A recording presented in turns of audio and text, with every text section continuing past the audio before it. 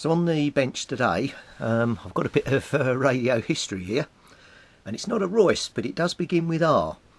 It's actually what's called a Robyn ROBYN SX101. I'll just flip it round for you. It's a 23 channel AM rig. It's a massive old beast.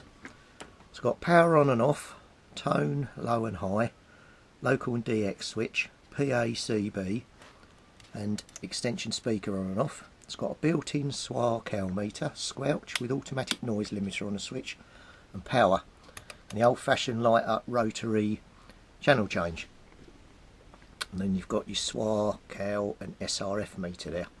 It's got a delta tune on it, TX and receive light, and a massive meter. Now, I picked this up in a bunch of stuff. And there's the board. It's quite clean inside, but it's got no transmit. TX light comes on, but no transmit, so no output. Here's a little look inside.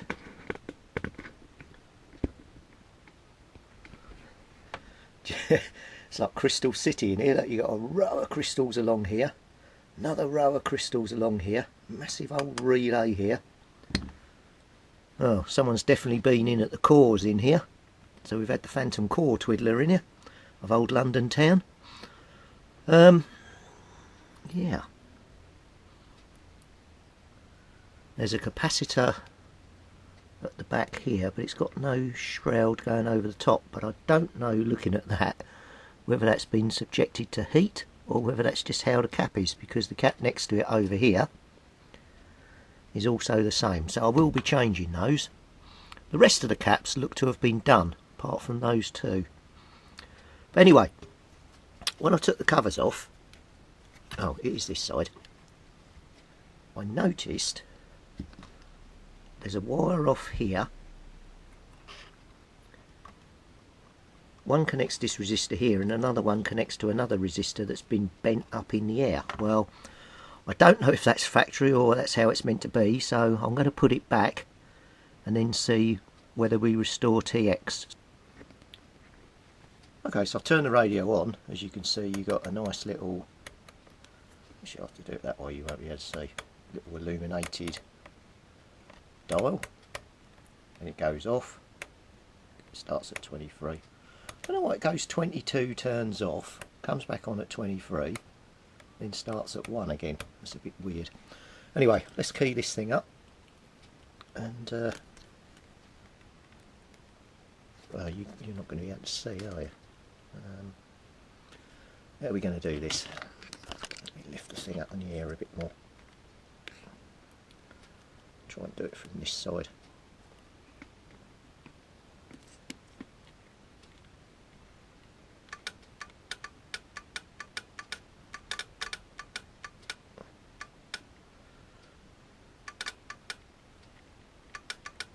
Now it's keying,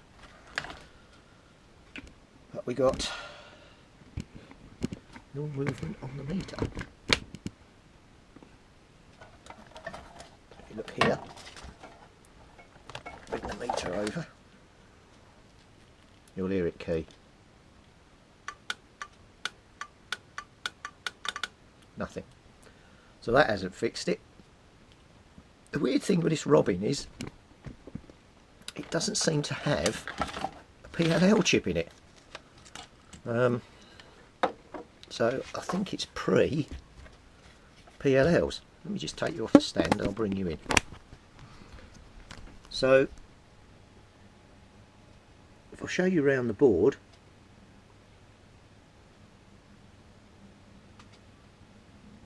I can't see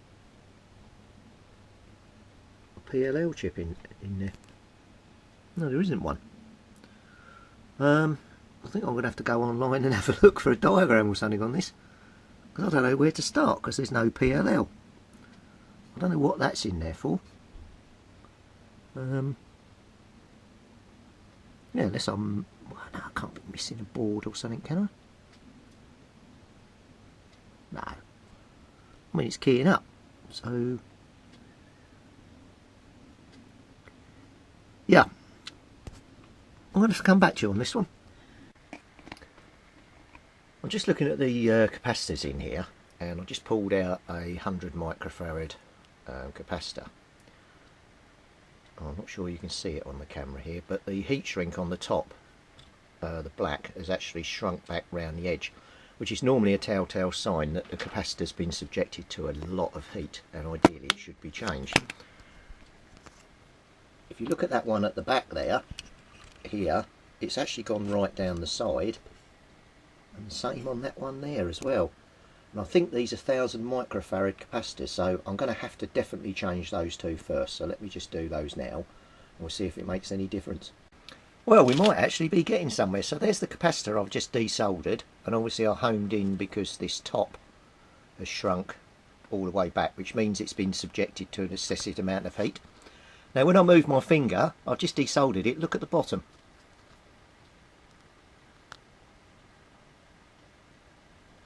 So that capacitor, to coin a phrase, is toast. I'll put up a couple of nice close-ups for you, you can see it. And there's another one next to it that looks the same, so it'd be interesting. I'm going to test this now, we'll see if it actually works.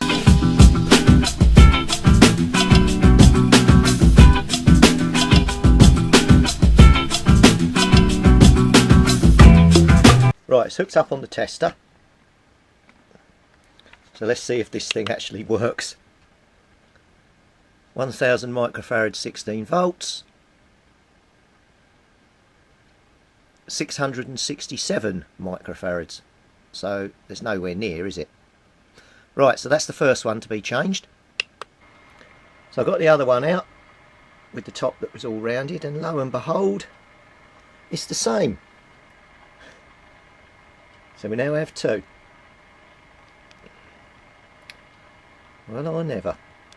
So that is a good telltale sign that something's happened to a capacitor when that happens.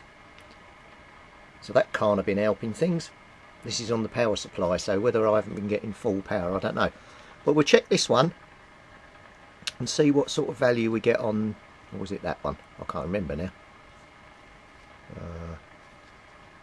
Oh, I don't know now. Alright, maybe I won't check it. I can't remember which one it was. Anyway, let me replace that, and then we'll see if it makes any difference. But yeah, definitely not right. Let's test if that works. Nope, still no RF output, so that hasn't fixed it. But we had to replace those, so okay, let's continue on our way. See what else we can find. Right, well, I've just found a diode here that's been clipped. You can see the picture now up on the screen. That shows the diode. I tried carefully connecting those two back together, just doing this with a pencil, pushing them so they're connected. And it didn't restore transmit, so I'm wondering if someone's done that to try and improve the modulation, but oh well, at least we know where that is.